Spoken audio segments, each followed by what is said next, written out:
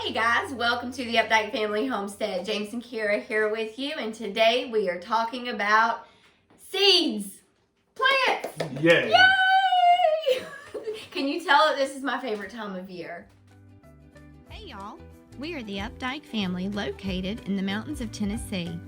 We're excited to share our homesteading journey with all of you. From the farm to the table, we'll share the ins and outs, the ups and downs, from recipes and how-tos to our adventures of running a homestead. So come on in and join us. From our home to yours, welcome to the Updike Family Homestead.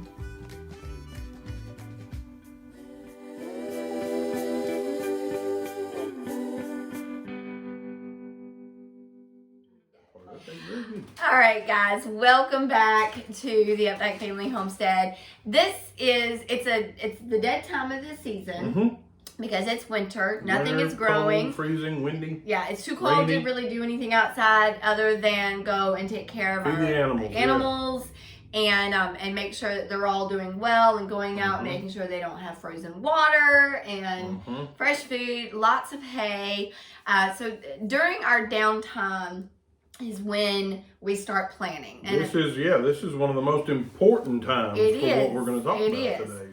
So I have to show you guys really fast. I'm gonna move my coffee cup there. I have to show them. This is our seed box. Now, our oldest daughter Savannah bought this for me, and she just bought it because it was super cute. No real thought about what it would be used for, but it's important. It is important. It's a very important piece to our homestead, and it is where I keep all of our seeds. Can you tell? We love our seed collection. And so we're going to actually show you guys a few resources that we use throughout the year. And I will post links with this video down below. So before we get too far, don't forget to like and subscribe and hit the notification bell so you can keep up with the Updike Family Homestead. Yes, please. We love you guys, and we appreciate the fact that you take your time out to sit and chat with us. Learn and grow and stumble and fall with us and get back up. And he says with us. Yeah, with us, and then get back up and do it again. So homesteading is a way of life. It is a lifestyle, and it is a life-changing style. And I know that so many people really picked up an interest on learning how to homestead during 2020 with all the lockdown and everybody was at home. COVID, everybody was at home. Yeah. And so if homesteading is something that you're praying about, that your family is thinking about, and you don't know where to start, because that was us. We were like, okay, you want us to homestead, but we didn't understand what homesteading truly meant. We've learned over the last 10 years. But this is something that anybody can start with. This is a way that you could use potted plants on the back porch. You could do raised beds. Literally can do this in the city. Yes. Gardening, you can do that on a patio in the city. Yes. And so every year, James and I sit down. Now, this year, we're really excited because one of our goals that we have talked about in a previous video is... And we'll link that right above here. One of our favorite things that we've done, or what we did last year, our goal for 2020 was to expand our big garden. This year, one of our major goals, one of our must-do goals, is to expand it even more. But we're actually making a brand new garden area. So we'll have one that will be specifically for things that take up a lot of space, like wheat, corn, squash, zucchini, pumpkins that just get massive. Yes. I mean, there are huge vining plants that just take up a lot of space. And then our second garden, we're going to do some raised beds, some hoops, and we do our green beans, we do our peas, things like that. Purple peas, cucumbers, cattle panels. Actually, if you a great resource is Roots and Refuge Farm. If you've watched some of their videos and their cattle panel gardening, it's great. And it has done wonders and me being for us. So tall and her not having the ability to squat down, it's great just to go out and pick right above, right at eye level. Yes. I mean, it's wonderful. Well, for you, it's eye level. Well, for me, yeah, I've got to duck a little bit. But we I'm a work giant. really well together because I'm super short, he's super tall, and I'll pick, things that are at my level, and then he'll come behind me and he'll pick the stuff All that the grows extra. up Yep. really tall. But one thing that we do every year is we get a piece of grid paper. Now, I know it's hard to see on the camera. I'll see if I can get it. It's just grid paper. Nothing special about it. You can buy it at Walmart. You can buy it at Dollar General or wherever. Or you can just print it offline. Or you can print it offline, which is what I do. But every year we plot out exactly what we're going to grow where. And this is our garden last this one year. has dirt on it from outside. From the garden. So I'll kind of give you a close up. This is what we planted last year. And we really kind of stuck to that. We really did, yeah. It's exactly the we way. learned a lot, from what we planted in terms of how to do things and how not to do some things. And so it was a good learning experience for that area. Yes, and we did learn that for our zone, which is 6B, we needed to get broccoli and cauliflower in the ground a lot sooner. Brussels sprouts, cabbage, those things needed to be in the ground long before we actually put them in the ground. Yeah, we got a little behind, but it's all about learning. It's all about learning, but we actually grew so much this year that we had enough green beans to last us all year. And they're wonderful. And they're really good. Wonderful. We had enough corn to last us all year. I canned a lot of corn. I canned, I froze squash, I froze zucchini. Cucumbers, we did not do too well this year. Not very many. I tried to grow them vertically on a cattle panel, and it just didn't work out like I wanted it to. And it might have been the variety that we bought. It's not like I wanted it to. And so peppers, we did amazing. So many peppers. Oh my goodness. Jalapenos and for banana days. Yes. Oh. And I ended up canning some. I used some in the homemade rotel.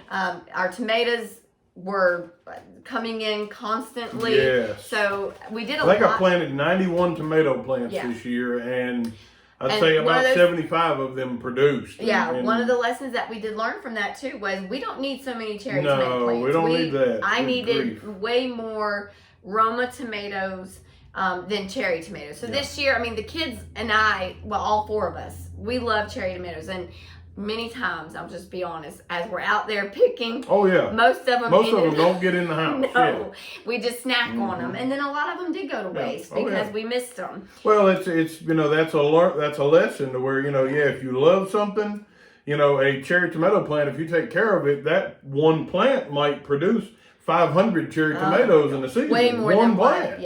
And so if you plant 10, you're going to have way too many, and you're going to lose a lot. And we did actually plant some heirloom tomatoes We this did. year, and they were just the best tasting tomatoes. They were juicy. massive, and they're great for tomato sandwiches, or we're in the South, so mater sandwiches.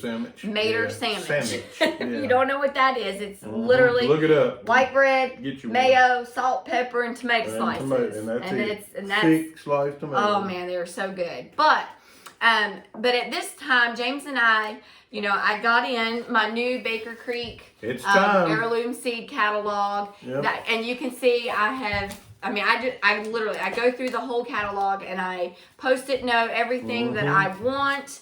And then we've got gurneys. We probably get in 10 different seed catalogs. Yes. These a two are season. the two that we typically buy from the most. And we've done very well with both. Yes. Very, very Yes. well. I like the gurneys.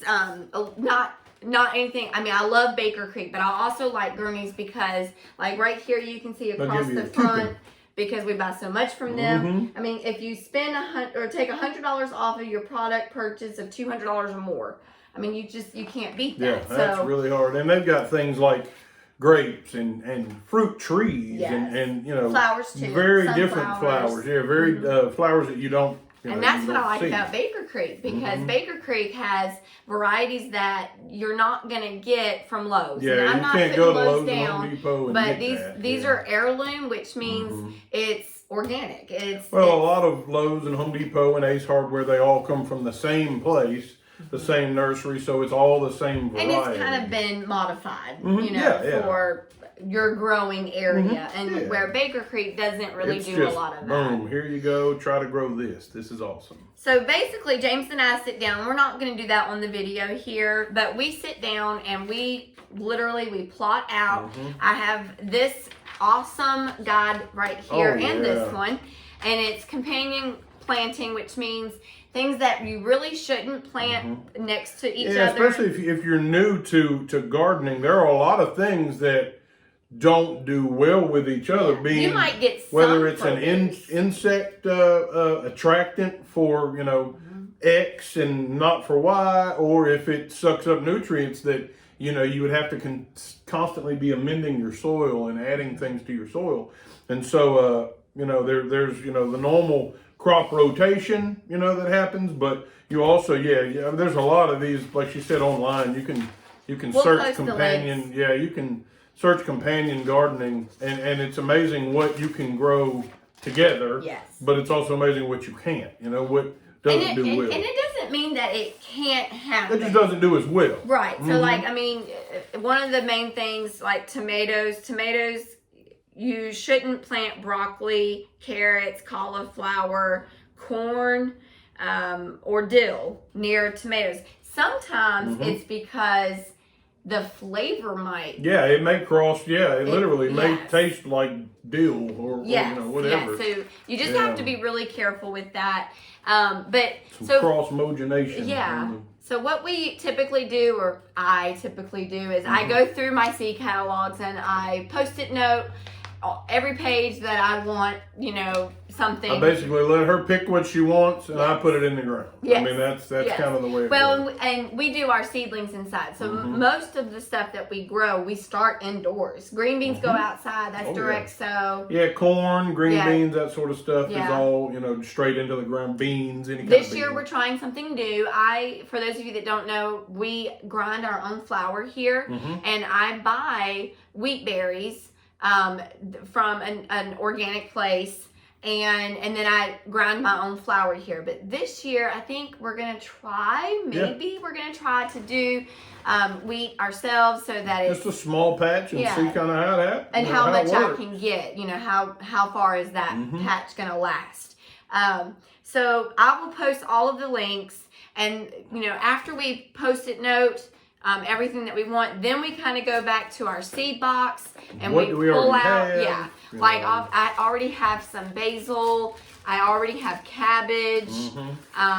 We've got a lot of things left over. We were blessed with a lot of seeds last year from a friend of ours, and we used a lot, but we also have a lot. And so this came from Gurney's last year, and these did amazing. These purple whole peas. Purple whole peas. If you've not tried them, they look very similar to a black eye pea, but they have to me, a sweeter taste. Yeah. I mean, I just think they taste a little bit better. And then we also grew zipper peas for the first time this year. So and zipper peas are a cream pea, and I love them. And then one thing that obviously you can do every growing season, you can harvest seeds from your own vegetables that you grew. Now, we did not do that this year. We discussed that, but there was so many things going on this year, and the COVID, and it was just too much canning. It was just so much canning, and so many things in terms of planning to do that. You kind of have to really be. I will say that this was planning. one of the greatest blessings about this year was having James home during canning season, because typically he's at work and I'm doing it, and he learned a whole lot this year by helping me can, and he's like, so why do we have to use the new lids? The lids are expensive, and this year he got to see, that's why we have to use new lids every year. Yeah, you have to. Yeah, you have to, in order to protect your family and keep us all safe. And there's been, I know that I've already posted at least one video, like on canning stew. And I don't think I did any videos on. No, but there will be this year. There'll definitely be. We're really going to try to do a large amount of videos this year, just to share kind of what we're doing, and let you guys walk with us and enjoy your time with us. So that's pretty much really, I mean, this is the time to start. I mean, it's right here at the beginning of the year. You know, like I said, if you've never gardened, great time to watch a few videos, learn a few things. There's so many resources right now in terms of being able to find information that used to be passed down from generation to generation. Now it's all really just on YouTube or it's on the internet somewhere, and so you can learn a lot. I'm so excited about trying new things this year, like like sweet potatoes, new vegetables, and new things we've never tried to grow. Yeah, you know? And so you know, anyway, you know, as your adventure kind of develops and moves on, you know, whether it's container gardening or whether it's a huge homestead garden, you know, pray that you're blessed in whatever you do, and that it works out well for you, and you're able to get yourself. There's no greater feeling than going out to the garden that you've sweat over and loved and prayed and cried over, and see that little bud, and then see that little tomato and you know, that little squash, and you think, wow, you know, we did that. You know, we did ultimately that. The Lord did it. Yeah, but you know, our hard work. Exactly. You know, as we sweat and toil, I mean, it's so rewarding to see. Or even after the growing season. I mean, like right now, nothing is growing. I'm so excited. My hubby bought me new herb planters, these little planters for the kitchen window. I'm looking in the kitchen now, but so like this year, obviously we have herbs, but fresh herbs right in the kitchen. Right here in the kitchen. And it's as simple as that. But you can take basil seeds, throw them in a little container in your window, and grow. You can have a garden. But after the growing season is finished, I mean, it brings so much joy to me just to, instead of saying, oh, I need to go to the grocery store to get this, and this. I literally go to the canning room. I go to, down to we have a pantry up here, and then in one of the hallways we kind of turned into our canning pantry, and that's where I go and restock. Shelves and shelves and shelves of. And we'll show you guys some pictures later on, but it's awesome to know that not only did we grow that here on the homestead, but we knew what was going in it. I know that no added preservatives are in anything other than salt.